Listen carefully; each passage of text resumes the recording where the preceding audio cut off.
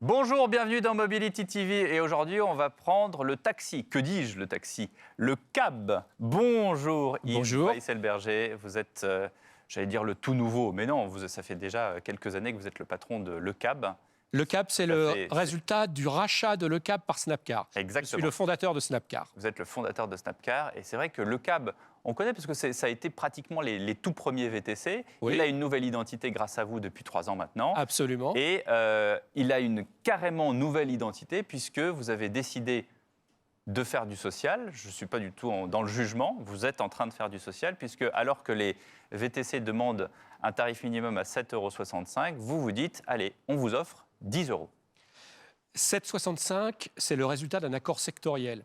On a introduit, enfin le gouvernement a introduit un mécanisme de négociation sociale pour les chauffeurs, pour les livreurs, avec des élections, des syndicats qui se présentent, des chauffeurs qui votent, qui élisent leur syndicat, et ça donne quelque chose qui n'est pas un accord de branche, parce qu'on n'est pas dans le monde salarié, mais qui ressemble un peu au concept d'accord de branche. Et ça a donné effectivement 7,65 €, un accord que j'ai signé, puisque je suis aussi représentant d'une de ces associations, et qui est un très bel accord. Enfin, il n'y a pas du tout, notre objet n'est pas du tout de le critiquer. Simplement, le CAB va beaucoup plus loin et dit aux chauffeurs, avec nous, on prend un chiffre qui claque, 10 €, Oui. un chiffre rond, 24% de plus que 7,65, et avec nous, la course minimale, ce sera 10, pas 7,65, 10. Et un tarif horaire minimum de 35 € net par chauffeur. Et ça, c'est la plus grande innovation. Le tarif minimal, je pense que c'est déjà quelque chose de spectaculaire, mais le 35 € de l'heure, c'est quelque chose qui n'existe pas dans le secteur. On va prendre le temps de travail des chauffeurs, on va leur dire, en fin de semaine, vous avez fait tant d'heures. Si vous avez gagné moins que 35, et 35, considérez que c'est 3 fois le SMIC, 11,27, le SMIC c'est 11,27 brut de l'heure, Ouais. 35 c'est 3 fois ça. Alors on n'est pas dans la même situation. Les chauffeurs ne sont pas des salariés, d'ailleurs le mot SMIC est à éviter pour éviter toute confusion. Oui. Ils ont des charges, ils doivent payer leur véhicule, ils doivent payer le carburant, ils doivent payer les commissions des plateformes, etc. Donc on ne va pas dire que c'est la même chose, néanmoins 35 €, c'est considéré par eux comme très élevé. On a été félicités à la fois par notre base chauffeur et même des chauffeurs qui ne faisaient pas partie des nôtres. Et donc, du coup, moi, si aujourd'hui je prends mon smartphone et je prends mon appli Le Cab, Cab. est-ce que dans ma tête, je me dis, finalement, je prends Le Cab, il y a un côté un peu premium, ou est-ce que je me dis dans ma tête, il y a un côté social? Et il y a les deux. Il y a un côté qualitatif, mais ça, c'est pas nouveau. Le CAB est une plateforme qui travaille beaucoup avec les entreprises, qui fournit une prestation de qualité, fiable, mais les 35 € de l'heure n'ont aucune conséquence sur les prix. Le financement de cela est assuré par nous. Donc, quand vous allez prendre le CAB, vous allez payer le même prix qu'avant, à l'exception des mini-courses, Ouais. effectivement, qui, elles, ont un minimum qui a monté.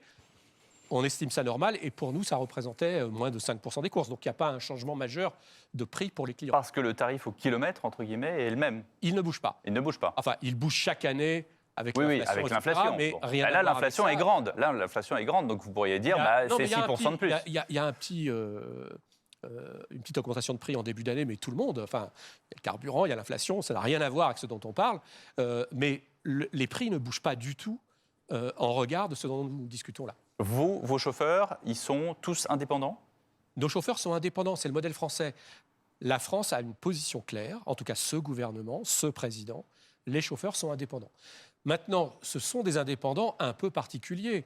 C'est ce qu'on appelle, entre guillemets, les travailleurs des plateformes, c'est-à-dire des indépendants qui souvent ont un nombre de donneurs d'ordre petit et qui donc doivent être protégés. C'est une espèce de tiers statut, si vous voulez. Alors, on n'a pas créé un tiers statut dans le pays, mais il y a l'idée que bien que les chauffeurs soient indépendants, et cette idée est juste, ils doivent bénéficier d'un certain nombre de protections. Et donc, du coup, comme ils sont indépendants, ils peuvent avoir une application Le Cab, ils peuvent avoir également vos concurrents. C'est même à peu près systématiquement le cas, c'est-à-dire très peu de chauffeurs ne travaillent qu'avec une seule plateforme. La plupart des chauffeurs travaillent avec 2, voire 3, voire 4. Mais avec ce coup de boost à 10 €, ils vont peut-être privilégier les courses de Le Cab que les courses des concurrents. C'est une des idées. Il y a 2 idées dans ce qu'on fait. La première idée, c'est de contribuer au progrès social. Ce secteur a été critiqué. parfois à juste titre. Il y a eu des comportements qui ont été mal jugés dans le début, on va dire, de l'histoire des VTC. Et donc, nous souhaitons être positifs, nous souhaitons montrer aux chauffeurs qu'on les aime et nous souhaitons aussi contribuer globalement à ce que le secteur progresse. Mais il y a évidemment, nous sommes une entreprise. En tant qu'entreprise, on veut réussir et pour réussir, il faut attirer les chauffeurs. On espère en effet que ce dispositif va y contribuer. Est-ce qu'il y a un positionnement pour le verdissement de la flotte des véhicules? On a vu maintenant qu'il y a une flotte green chez la G7. Il y a comment dirais-je, un acteur nouveau qui est Tsao Tsao avec des taxis anglais qui sont électriques, même si la part est beaucoup plus faible que les autres VTC. Mais est-ce qu'il y a chez vous aussi cette volonté?